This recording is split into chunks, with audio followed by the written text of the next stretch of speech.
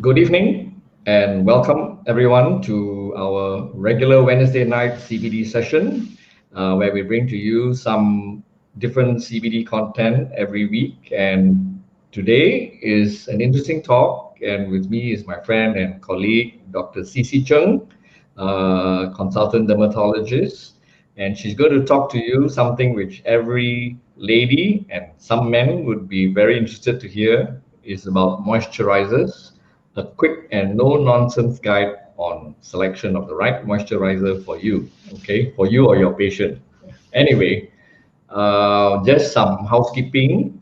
So we are going to use Slido as our preferential Q&A platform. Though if you are on Facebook or YouTube, you can ask your questions there.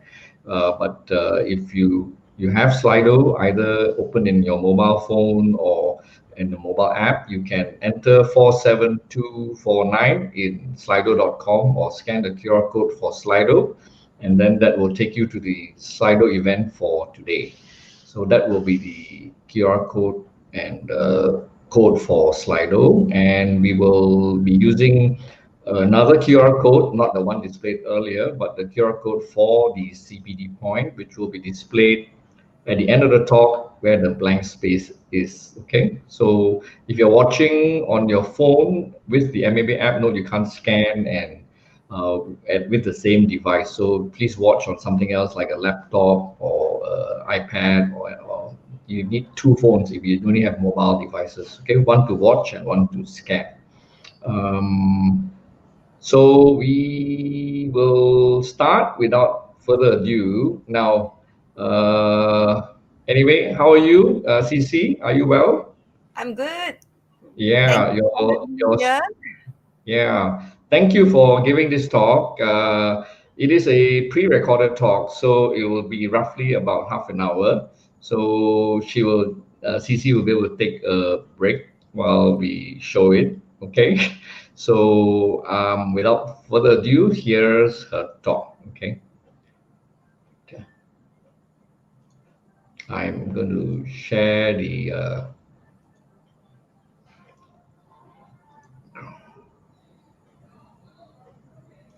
recording in a sec.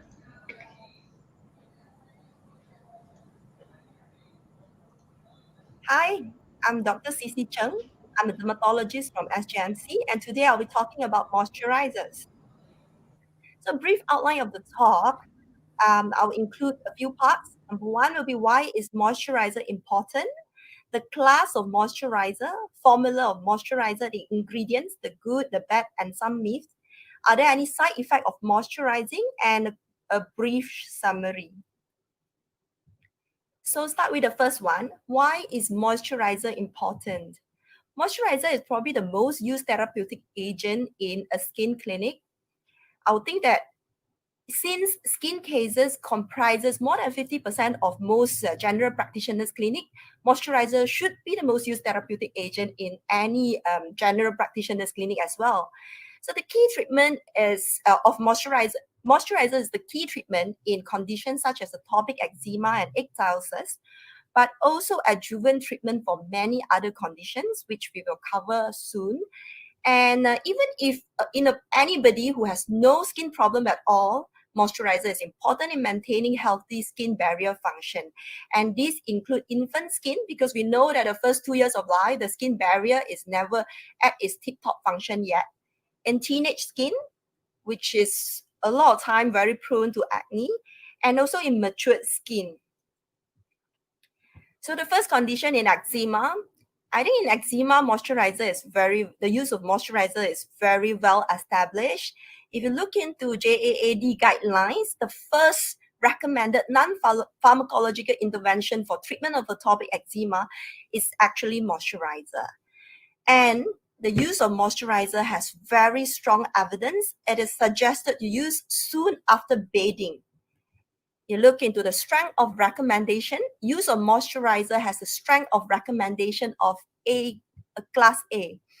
In Asia Pacific Atopic Dermatitis Guideline, the consensus guideline for management of atopic dermatitis, regular emollient therapy is stated as an important pillar in management of strategy of atopic dermatitis management, and it should be used during active disease flare, ensuring adequate quantities. And adequate quantities here, we are referring to 100 to 200 grams per week in children and 200 to 300 grams per week in adults. Moisturizer is an important pillar in the strategy of management, not only in active phase, but also in the mainstay of maintenance therapy. Now look at our own Malaysia Management of Atopic Eczema guidelines. The use of moisturizer skincare practice is recommended throughout all stages of severity of atopic eczema, no matter it is like severe to moderate to mild, or even when the patient has clear to almost clear skin. There's numerous studies that show that if the patient use enough moisturizer, there is actually steroid sparing effect, where they can actually cut down the use and the dependency on the topical steroids. Not only in eczema, in psoriasis, probably not so much evidence and not so strong of the strength of recommendation, but it is also stated that emollient should be used regularly in every patient with psoriasis. Well, moisturizer is not stated in our acne guidelines. However, I believe no dermatologist would treat acne without prescribing moisturizer, because acne is an inflamed skin condition, and thus moisturizer is important to help reduce inflammation, but also because most treatment of acne, no matter topical treatment with any of the acne gel, but also our famous isotretinoin, they are drying to the skin. So the use of moisturizer is very important to counteract drying treatment. Dry skin visually appear as red or white patches, flaky, or sometimes if it's severe, it can even look fissured. Functionally, there's increased transepidermal water loss and also the weakened barrier, which will allow more pathogens to enter the skin, causing more infection, and also allow more allergen to enter the skin, causing contact dermatitis. Tactilely, the dry skin is usually rough and uneven, and the patient will feel itchy, painful, and stinging. Chemically, a dry skin has reduced water as well as natural moisturizing factor, and there's also altered lipid composition. So the role of moisturizer here, apart from providing hydration, is also to reduce inflammation, reduce itchiness, and also increase skin surface microbiome. We will talk about skin surface microbiome a little bit later when we discuss about the ingredients of moisturizer, because microbiome theory is actually the hot topic in dermatology for the last 3-4 years. And we talk about how microbiome form one of the most important part of the skin barrier function as well. And finally, moisturizer also has anti-mitotic effect, where regular use of moisturizer reduce skin cancer risk as well as improve wound healing. So the second part, the class of moisturizers, we usually divide moisturizer into 3 major classes. Number 1 will be humectants, number 2 is occlusive, and number 3 will be emollients. Humectants are hygroscopic compounds.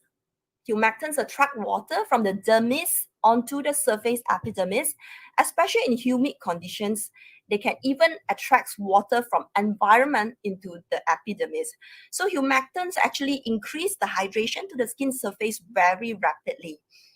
Glycerin is one of the probably most used humectants in most skincare products. I think most lotion and creams would list glycerin as one of the top 3, if not top 5 ingredients. It is apart from helping to hydrate the skin, it also helps to restore the skin barrier function. Other common humectants used include alpha hydroxyl acid, for example, glycolic acid and lactic acid. And another one of my favorite will be hyaluronic acid as well as urea. They are very great and very good humectants, particularly for like thick skin area. We might want to use urea for like palms and soles. Secondly, occlusive. Occlusive is an inert hydrophobic barrier that put over the skin. It contributes towards the matrix between corneocytes as well. It has the most pronounced effect when applied to the slightly moist skin, especially immediately after shower. So most of the eczema guidelines will state that ask the patient to apply moisturizer within 3 minutes of shower or immediately after showering. Most common occlusive are hydrocarbons like petrolatum, paraffin, mineral oil, and also squalene. Squalene is also one of the popular ingredients, but it also includes a lot of fatty acid, the phospholipid, the sterols, etc. And then finally, emollients. Emollients are saturated and unsaturated lipids. They are important to aid in skin barrier function, but also help the membrane fluidity and cell signaling. Emollients are also divided into dry emollients, fatty emollients, astringent emollients, and protective emollients. A good moisturizer is a balance of all three ingredients of humectants and occlusive and emollients, because high humectants content will restore the skin hydration but does not help in reducing transepidermal water loss. If a moisturizer has very high occlusive and emollients, then they will help to reduce transepidermal water loss. But without humectants, to restore the hydration, it will take a lot of time. Then we come to formula. Formula include like gel, lotion, paste, cream, and ointments. There are also a lot of formula that I didn't include here, like mousse, like balms, and there's a lot of name that created by different manufacturer. But generally, these are the common one. Gel are like cellular ester in water or water alcohol base. They liquefy immediately upon contact to the skin, but sometimes gel can actually be drying. So we almost never recommend any gel to patients with very dry skin, probably more for patients with very oily skin. Lotion has very high water content, but often it will have added in alcohol as well, so that it evaporates very fast from the skin surface. But a lot of patients might actually like it because it's like they feel weightless, like doesn't give you that sticky feeling.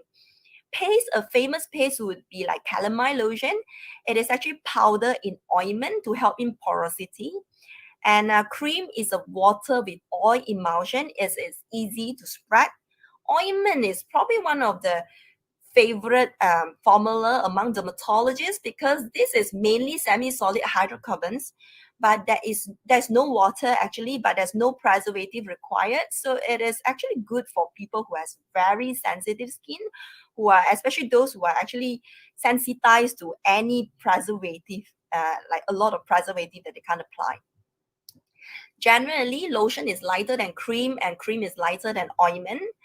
As a carrier of topical treatment cream, or as a vehicle of a topical treatment agent, for example, as for steroid or calcineurin inhibitor as well, usually the thicker it is, it also give a barrier effect and also make the same active ingredient more potent. However, consumers, or because of how it feels like on the skin surface, they probably prefer the lighter version. So cream usually has more oil than lotion, but it can be nowadays be modified with combination of different polymers and emulsifier. So to satisfy the consumer's sensory expectation, the earlier statement that cream is usually better than lotion and ointment is better than cream are no longer true nowadays. The total combination of the moisturizer and the ingredients is actually more important than the formulation by itself. So this is a mapping that I took from JDD 2019 publication. In the center is the moisturizer, the face cream, as well as body care cream. Towards the right, it is a thicker base, and towards the left, it is the more silky, more light base. So it a lot of time actually depends on how the manufacturer tweak the polymers content within the moisturizer. Okay, next we'll go to ingredients, the good ingredients, the bad, and some of the myth. So when we choose a moisturizer, we always flip to the back of the bottle. This is one of the common moisturizer in the market, and the list of ingredients are often stated there. If not, it will be on the box. And if you look at the list, the the higher the concentration of an ingredient, it will be listed on the top. And at the bottom will be those with the least concentration. But of course, at the bottom where it is less than 1% concentration, it might not be listed in the order of the concentration. So usually for most lotion or creams product, the highest concentration will be the water or aqua, glycerin, sterol alcohol, and the least concentration will be the fragrance, the perfume, the polymers or thickener, the preservatives, sometimes the color and the dye as well. I'll mention a few good ingredients or popular active ingredients in moisturizers. The first one will be ceramides. Our skin barrier actually is formed by this stratum corneum, and in between the stratum corneum, the intercellular space, the lipid matrix is actually formed by 50% ceramide, 25% cholesterol, and 15% fatty acids. So ceramides are actually a major lipids of extracellular component of this stratum corneum. It is synthesized in the endoplasmic reticulum of stratum spinosum and transfer out of cells through lamellar bodies created in stratum granulosum. It creates the multilamellar barrier between the corneocytes of stratum corneum. And it, as mentioned earlier, it make up of up to 50% of the stratum corneum. And it has actually a lot of subtypes, up to 11 subfractions, and probably even more nowadays with further all this scientific research. In a healthy skin, ceramide 1 is important for the organization of lipids in the stratum corneum. But note that actually between young skin and older skin, there's no statistical difference in the ceramide profile. That means across the age when you're young and also when we are older, the ceramide profile is about the same, although the overall level decreases. Apart from ceramide, which appear in most of the nowadays the popular moisturizer, especially those that are recommended for patients with eczema, antioxidants are often added into moisturizer as well. Our skin is a very important organ for redox balance because throughout our daily life, our natural intrinsically from mitochondria, peroxisome, etc., will produce reactive oxygen species. And up to 90% of these reactive oxygen species might be actually produced by extrinsic factors, particularly sunlight, which will be from the ultraviolet rays, but also from visible light, which is like sometimes from the laptop, from our lights, and infrared like heat. Sometimes some bakers or some homemakers who are cooking, they can actually get a lot of infrared lights to their face or the hands or exposed area as well. Apart from sunlight, the other things like ionizing radiation, pollutants, xenobiotics, etc., also produce reactive oxygen species. And our body also naturally produce some of these antioxidants. And when the redox balance cannot be achieved between the antioxidant as well as the reactive oxygen species, that will cause cell damage and cell death, leading to an accelerated aging process, but also leading to skin cancer formations. So this balance is very important, and it will be good in some of the skincare in moisturizer that they can add in antioxidants to help in the way. Example of antioxidant include vitamin E, vitamin C, polypodium leucotomus, which is found in one of the popular sunscreen brand, leucopene, lutein, resveratrol, green tea, lipoic acid, coenzyme Q10, etc. And we use antioxidant to reduce photo damage. So often it is actually added into sunscreen, but also can be added into night cream as an anti-aging kind of like moisturizer as well. And antioxidant will be very important in patient who has melasma to reduce all the extrinsic factors that damage the skin and produce pigmentation. As we mentioned earlier, the anti-skin cancer effect, so it'll be important to reduce or reduce the risk of non-melanoma skin cancer, in psoriasis, even in hair loss like alopecia areata, telogen effluvium, in vitiligo, and in acne as well. Examples of these antioxidants a lot of times are vitamins, vitamin B5, D-pentasol, which apart from being antioxidant, it is also humectants. Nicotinamide, vitamin B analog. This is one of the very popular active ingredients nowadays, and it is even made into like serum because it helped increase ceramide synthesis. It helped to reduce transepidermal water loss. It also helped to reduce pigmentation and reduce acne as well. And vitamin C and vitamin E, probably one of the most potent and popular antioxidant across all the time, not only recently. And I just want to mention here a quick one about antioxidant excess paradox. Some studies actually show that if you use antioxidant in excessive amount, for example, like beta carotene, which actually help to reduce sun damage, but if you use it in very high concentration, higher than 30 milligram a day, for example, it does not give you any extra benefit. And in some of the vitamins like vitamin E, which is lipid soluble, excessive usage can actually lead to hypervitaminosis. So it could be dangerous, especially in elderly or those with renal failure. And some of it has like conflicting data, for example, like resveratrol. So to be on the safe side, combination in low dose is probably better than monotherapy in high dose, although probably more studies will be required to confirm this antioxidant excess paradox and also find out why it happens. Okay, apart from antioxidant, plant extract has been added into moisturizer for many, many years. Soy lecithin, glycerin, and also aloe vera has been added and used as a humectant to increase hydrations. Wheat germs and metai has been added as emollients or occlusive agents. Cucumber, acacia, neem, sandal oil, and rose water has been added as well. And the list is very long. I probably don't need to go through, but mostly they are used as moisturizer, as firming agent, or as soothing agent, and to reduce itch as well. And among all these plant extract, I would say that the one with the most studies and the one that has clinical trial that runs onto human is probably only the colloidal oatmeal. So colloidal oatmeal has many components. The polysaccharides itself help in skin barrier function on the skin. The proteins is an emollient. The lipids is an emollient, and they have vitamins which form as an antioxidant. There's flavonoid as antioxidant and also give a bit of UVA protections, and phenolic acids as antioxidant as well. And also colloidal oatmeal itself, it can be used as a prebiotics for the microbiome on our skin surface. So this is one of the study published in JAAD in 2011.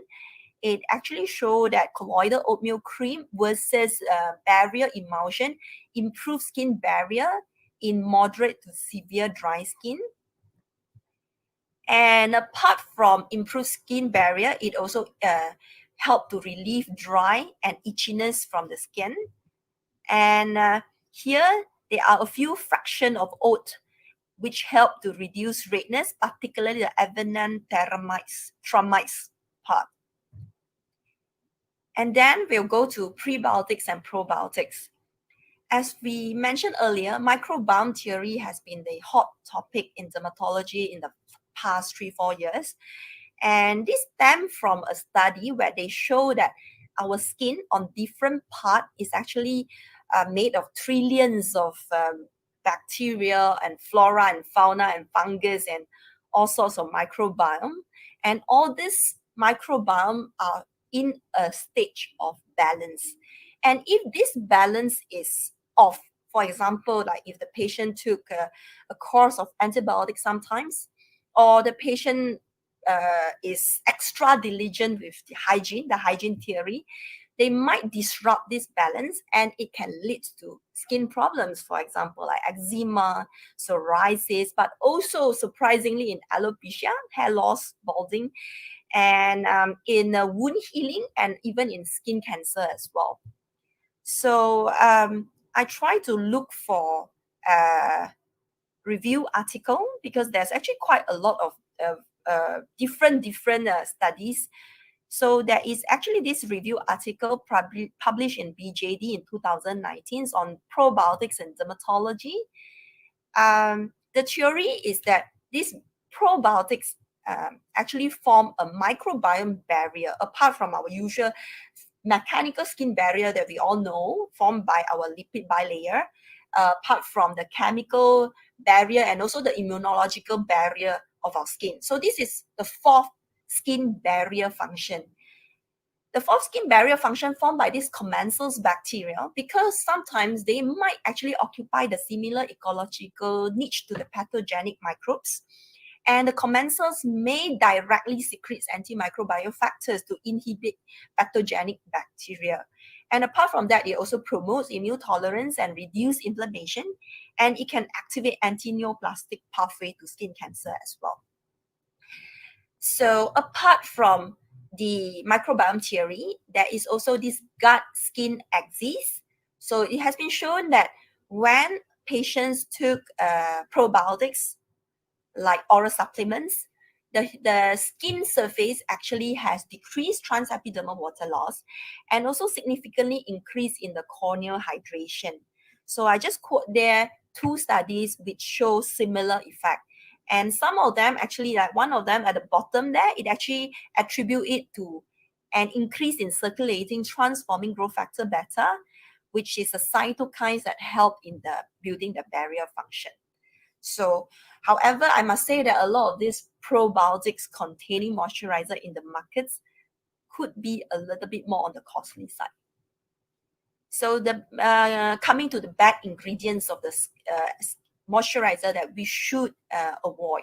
So, the bad ingredients are mainly the irritants and the allergens. The irritants are things that irritate the skin through a non-immune modulated pathway, whereas allergens are the one that stimulate eczema or stimulate contact eczema via type 4 delayed hypersensitivity reactions.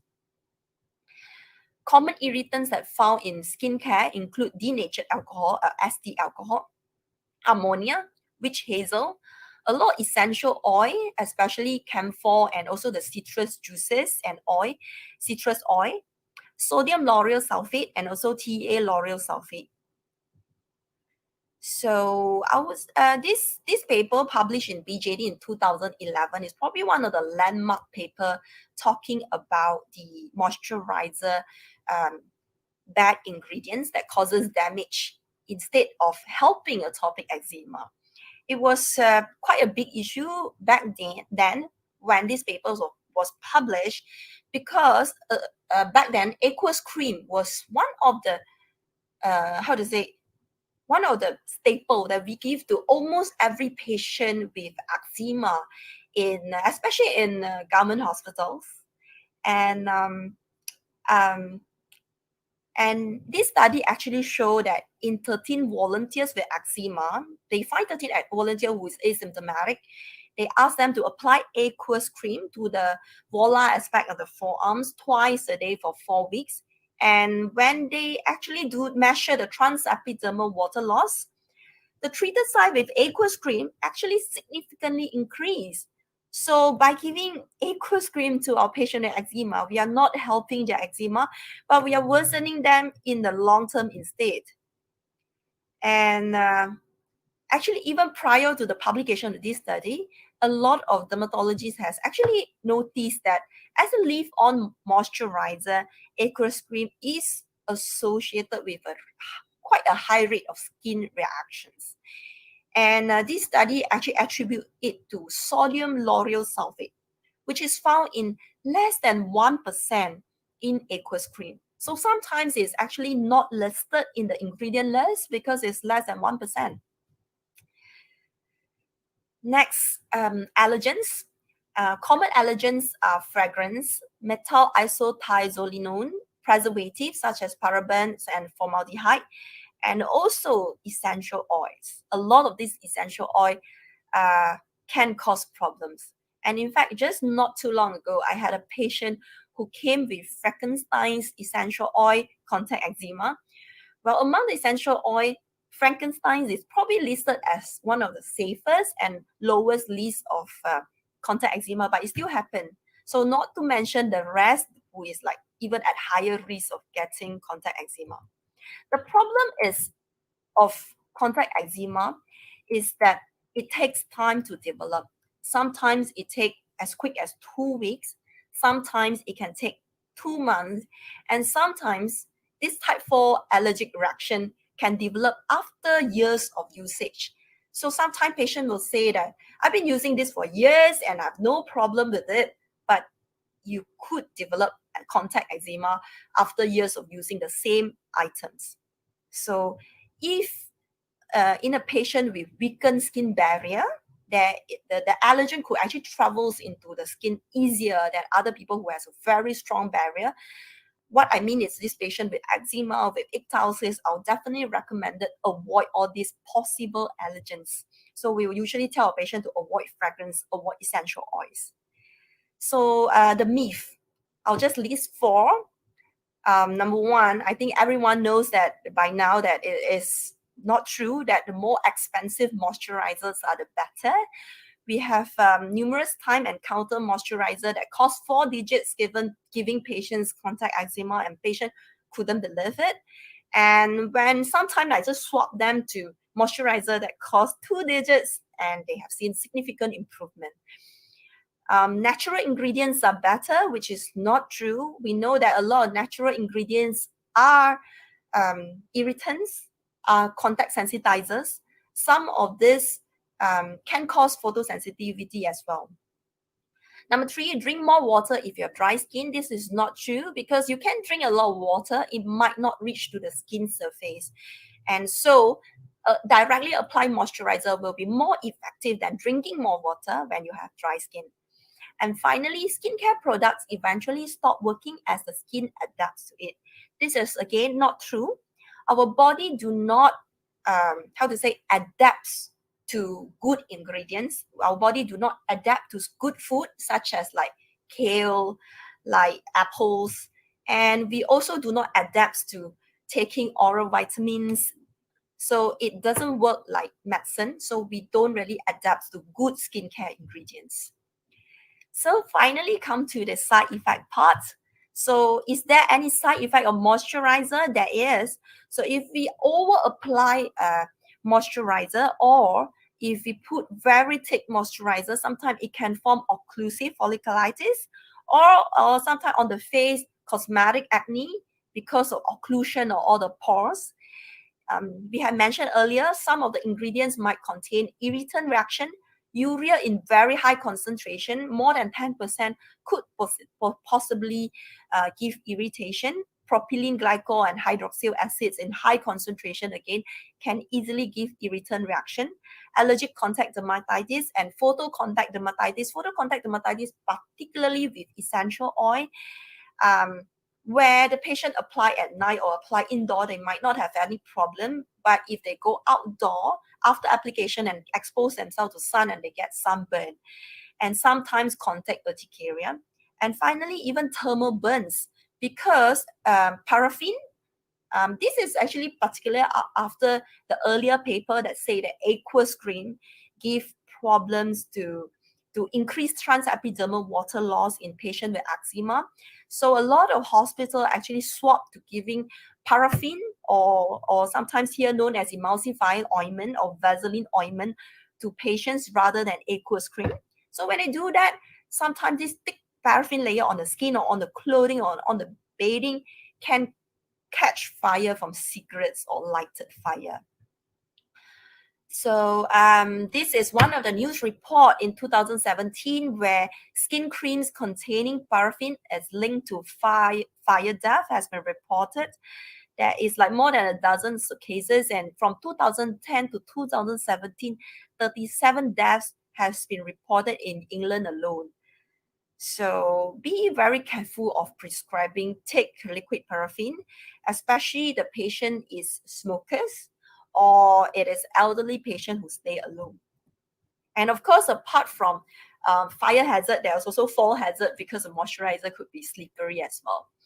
So an ideal moisturizer, first, it should reduce rather than increasing transepidermal water loss. It should help to restore the skin barrier. It should be hypoallergic and non-sensitizing. Unfortunately, no moisturizer in the world would be like zero allergy. We have even one patient who is allergic to all petrolatum ingredient and impossible to use any form of lotion or creams. Moisturizer should be non-comedogenic, not causing acne. It should be fragrance-free, and of course, it should be comfortable to the consumers. It should be comfortable to apply, doesn't feel sticky, doesn't feel itchy when they use it. It should have good additives like antioxidants, ceramides, oat extract, etc. And of course, I actually stress on this one, it should have good packaging as well. A lot of time we have moisturizer that come in a tub, and sometimes some patient can actually use for a tub for a few months, especially if they are not very compliant. So this tub packaging, often they will add in a lot of preservative, because without it, it will be like a whole tub of culture plates. So imagine applying whole tub of culture plates full of microbes onto your face, and some of these could even be pathogenic microbes. So good packaging is actually quite important, to me. So I would actually prefer those that pump out. And some brands actually come up with like vacuum bag where they will be one-way pump out, and you can't actually anything from the environment can't actually enter back into the tube.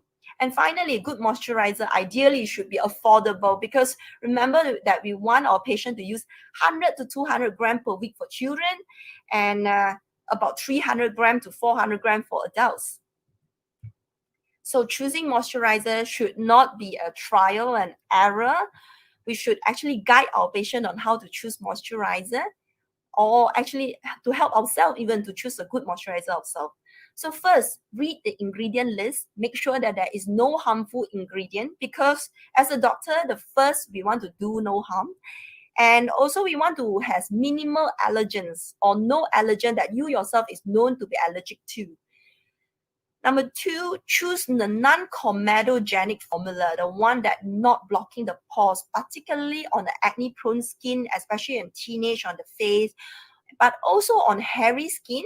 Some patient has hairy chest, beard area, so you do not want a very oily formula on this hairy area. And if the patient is very sweaty, you also do not want a very thick formula, because if they sweat under the thick formula, it could be very itchy. Choose occlusive for sensitive skin, which is very prone to contact sensitization.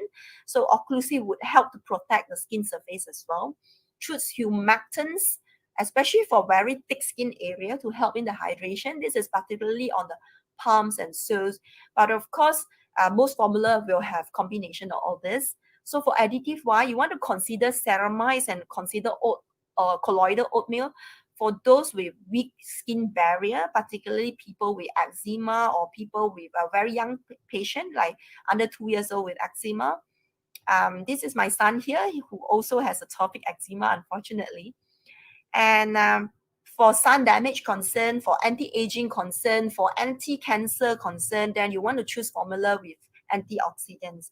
And finally, don't forget to check expiry date when you buy any moisturizer. So I just want to stress that moisturizer is for everyone with skin problem or without skin problem, because it is one of the top 3 basic skincare. And when I mention top 3 basic skincare, it means sunscreen, moisturizer, and also cleanser. And moisturizer is not only for women, but it's also for men. Men are often not very good consumer for moisturizer, but they probably should do so. Men usually has thicker skin, they usually sweat more, but there's a recent study that showed that men's skin probably have higher transepidermal water loss. So if you are a man and you are not using moisturizer, you should start soon. And moisturizer is meant for all age group, from infant to elderly. It is important for skin health. So finally, it's advertisement time. I'd like to take the opportunity to promote my book on skincare and healthy skin for everyone. It is available in Mandarin version as well as an English version. You can get it directly from me by contacting me through my page at facebook.com/CCC Skin Doc. You can also get it from Kinokuniya, from Popular. It is available at Book Curve, at Psych, and at Got One Shop as well. Finally, if you have any comments, feel free to let me know. Thank you.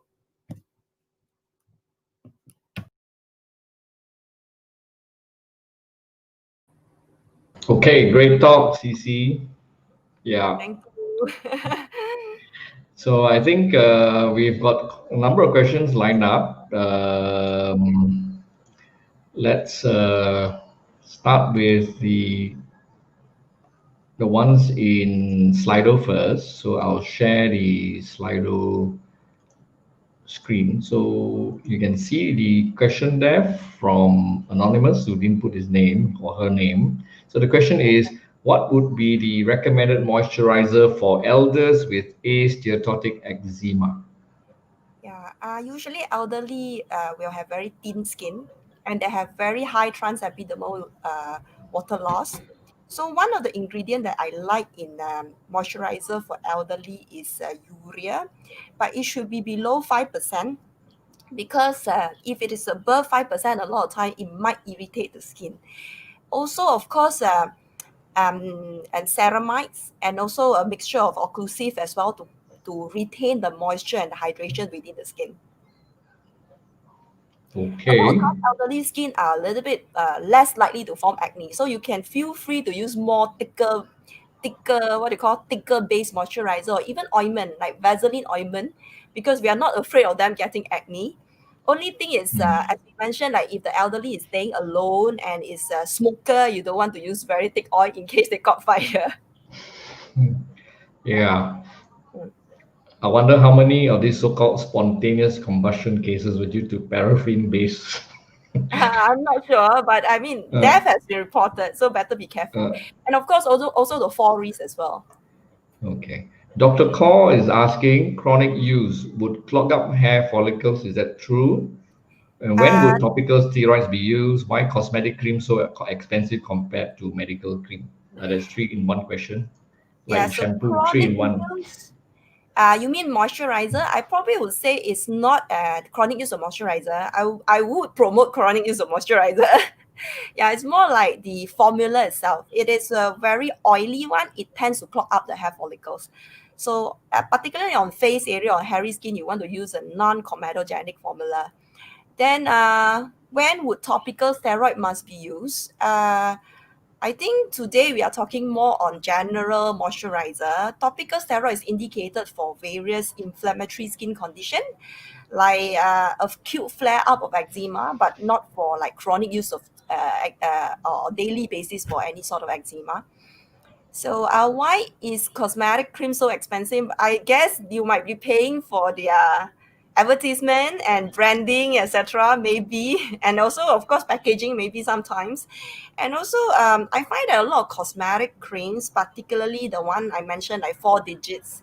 When I look into the ingredient list, there's like it's not like a dozen, 2 dozen. It's like more than 50 ingredient. They add in a lot of like plant extract, some even like snail toxin, a lot of exotic ingredients that probably contribute to the expensive cost. I wouldn't know.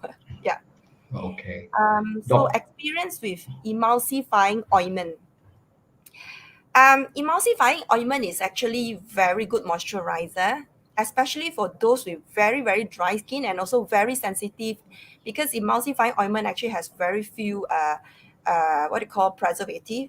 But there are occasionally some patient who is really allergic to it as well, unfortunately. So even like just a basic Vaseline, like just a liquid paraffin itself, also have one patient, one hematology patient actually in SGMC who is allergic to everything. Yeah, she's oh, quite an unfortunate lady. She has hmm, chronic CML with hmm. diabetes and a lot of comorbidity, and unfortunately the eczema is quite severe, and she's because she's allergic to every of the ointment including Vaseline ointment, she can't even use any topical steroids, unfortunately, because this would be the base, the carrier, the vehicle for every topical steroids. Goodness. What's so special about Dr. night creams Kaur, by the yeah. ladies? Next question. Yeah, I think night creams are usually thicker than day creams. So because you're expected to probably sleep in air conditioned room nowadays, or also you're expecting to use it to we want it to last throughout the night. And sometimes some of the cosmetic cream, the night cream, they might add in a bit of like non-medical grade retinols or retinols, which give you a bit of like anti-aging effect. So if that's what you mean special, yeah, I think I finished the question on the screen. Okay. All right. Yeah, that's the questions on Slido. So I'll bring up to the screen some questions on our Facebook and YouTube viewers. Okay. So what do you do when the patient complains of increased redness, itchiness when first start the moisturizer? Oatmeal, the oatmeal-based Yeah, moisturizer. there's a few. Oh, stop and never try again. How to try again? Okay, I think it make a difference why the patient is using moisturizer in the first place. If the patient has a normal skin and after using moisturizer, the patient get redness and itchiness, then I'll tell the patient to stop, probably not trying again because the patient most likely has been previously sensitized to one of the ingredient within that moisturizer. Could be the sometimes could be the what you call preservative as well. If the patient already have eczema or already have like red itchy skin before starting on the moisturizer, and then the patient put on the moisturizer and he said that it is increased red and itchiness, sometimes it could be the natural cause of the disease itself. So I usually want to choose a moisturizer that the patient feel comfortable in. I might ask the patient to temporarily stop that moisturizer and use another one that she or he might feel comfortable in. And if you want to retry, I will retry when the patient's skin has calmed down and try it on a normal skin area. So if you are using on a for a condition, for example, like face eczema, I probably want the patient to try like how to say here, like behind the ear. That would be a safe area to try. If the patient want to try it on the body, then I will ask them to try it on the volar aspect of the forearm, like somewhere around here or here. So usually to be on the safe side, we do a repetitive open application test or roll up test. So you try on a 20 coin size area 2 times a day, roughly for a week. And if it's itchy red at any time, stop it and never start again. Yeah. Okay, good advice. Okay, there's a question for baby with eczema. Is coconut oil or olive oil suitable as moisturizer? Definitely no olive oil. Yeah. So when we did what do you call literature review for when we developed CPG for eczema a few years back, we actually looked into literature review of all this oil, including like coconut oil, borage oil, olive oil. So we found that there's actually publication that say that olive oil actually associated with irritation, increased redness and itchiness, and also probably increased transepidermal water loss to use it as a moisturizer. Coconut oil is not associated with any adverse outcome. So you can use it as a moisturizer if you want to, but oil to use it as a moisturizer, I probably will recommend on a moist skin surface. That means you probably shower or take a bath, and when the skin is slightly moist, you put the oil as a last layer to lock in the oil, lock in the hydration to the skin.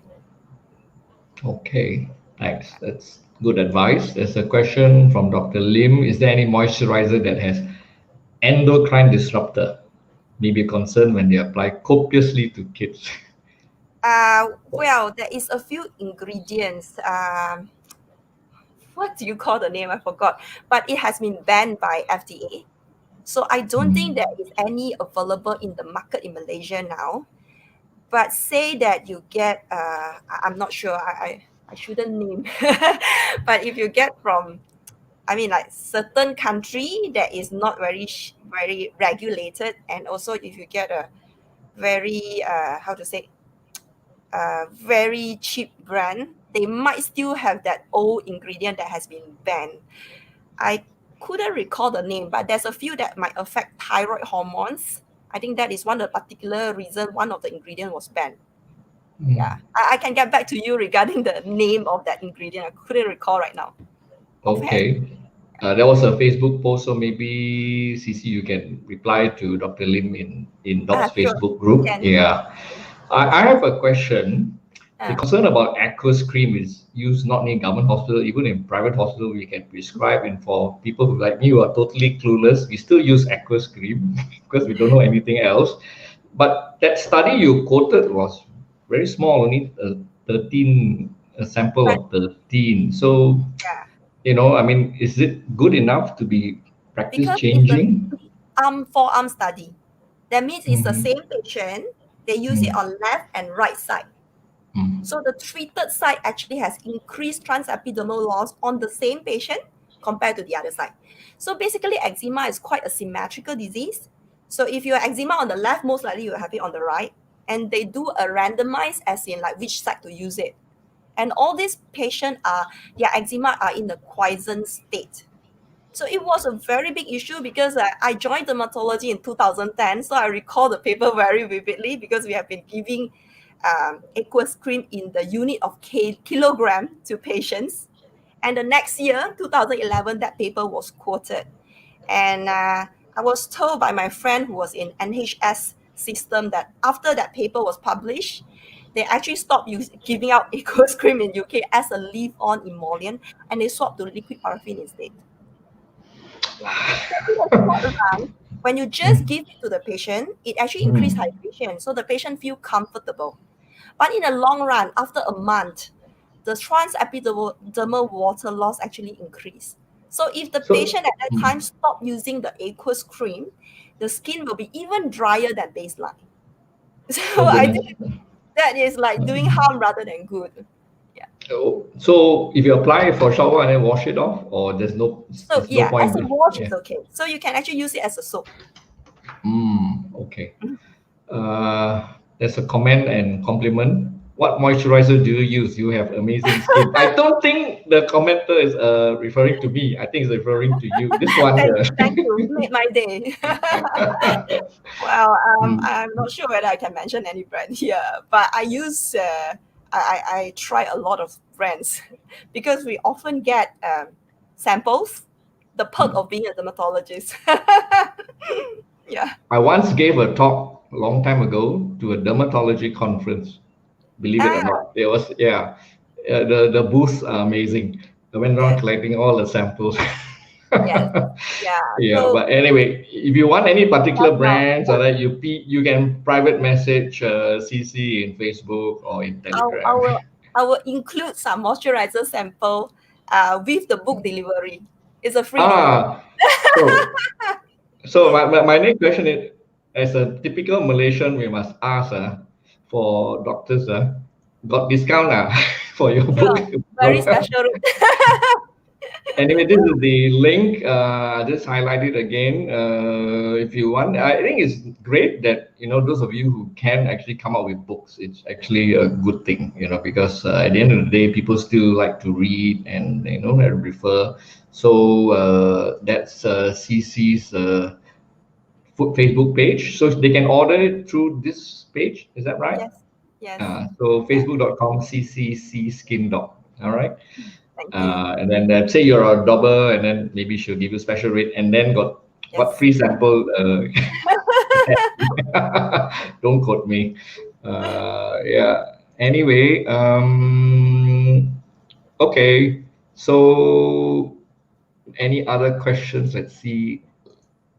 One more on the Slido. You don't mind to take one more? Sure, sure. Can. Uh, so is virgin coconut oil VCO the I best? think you have mentioned in the one of the previous question. So Mm. coconut oil has been looked into in the when we review the papers. There is no harm. I wouldn't say it's the best, but there's no harm trying. Yeah. I had one lady who had a transplant for leukemia. Then I think she had atopic dermatitis on the face, and she was Mm. Brazilian. The mother said, "Give virgin coconut oil," and it worked. So I don't know. Yeah, the thing about sensitive skin is that a lot of time is not the type of moisturizer, but it's the Mm, amount and the compliance. If the patient believes that these items will work and she start to use it in a large amount, the natural history of eczema is that when it peak and flare and then it will actually come down. So if you use moisturizer in large quantity, 300, 400 grams per week, every 2 hour, every 3 hour, you can actually reduce the use of topical steroids. So it will work actually. But of course, topical coconut oil VCO doesn't have all those ingredients that we want. It doesn't really have like ceramides and all those, but it's still a moisturizer and it's still locked in hydration.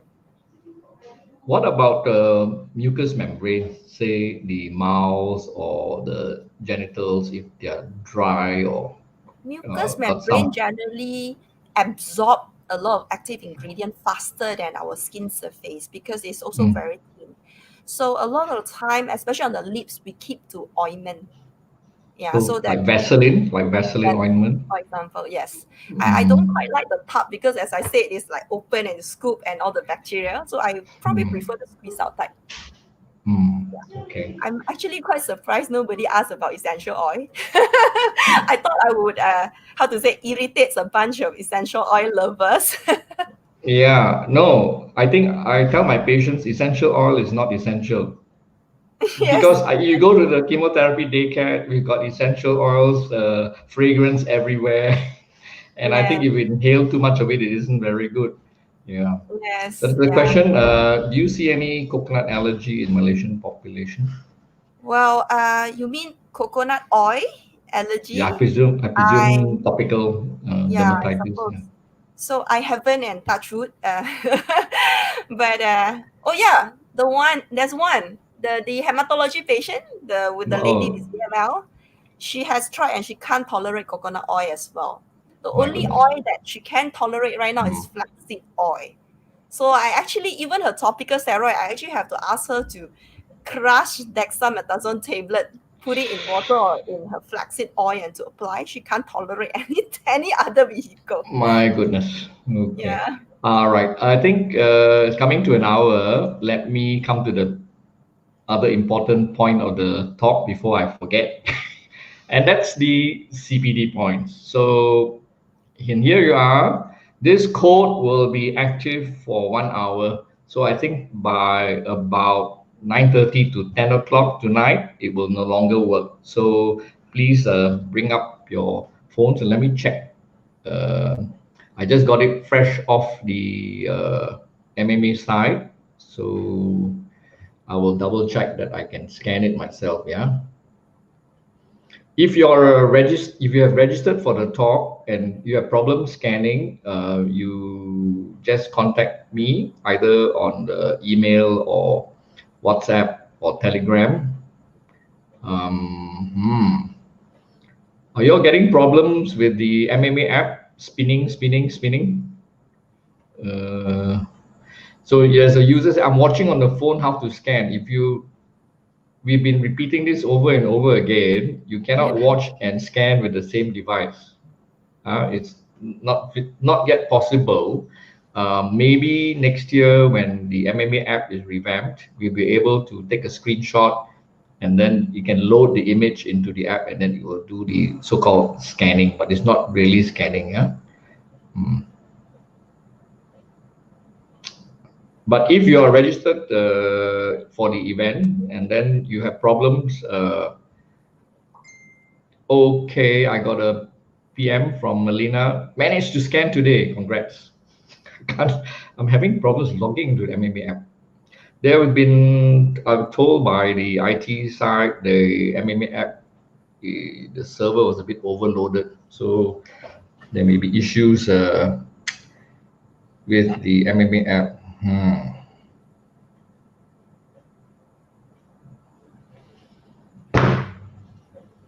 All of you who, anybody managed to scan? CC, do you manage to scan? Oh, I haven't tried. I should. I don't know why. Yeah.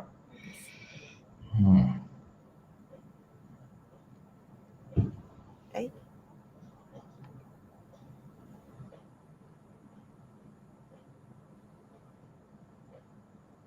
I can't log into the MMA app, you know. It says Um, attendance already marked. Okay.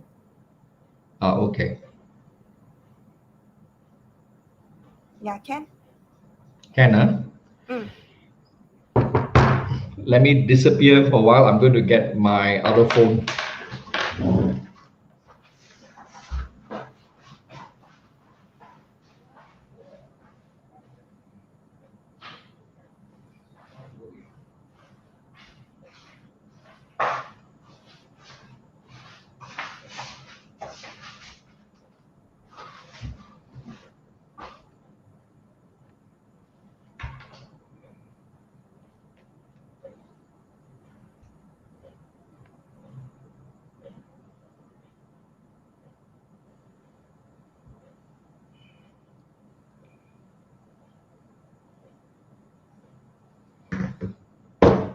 I think the MMA is a bit of a victim of its own success because there are many users now. So the server can get very high loads from time to time, and then people are not able to log in. They load the MMA app, and then you get a spinning wheel.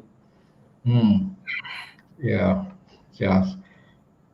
Okay. Yep. Yep. I'm getting people scan. Okay. Okay. Took a while to log in, so be patient. Anyway, with the video will still be there and the code will still be there, but in the end, if you can't scan, if you registered, then please let me know and then we'll manually upload your points.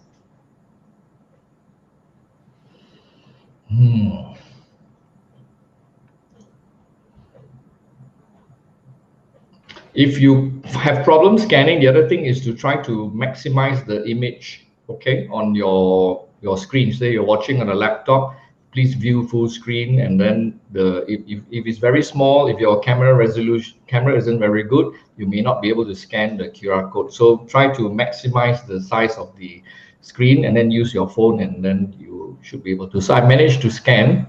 It worked.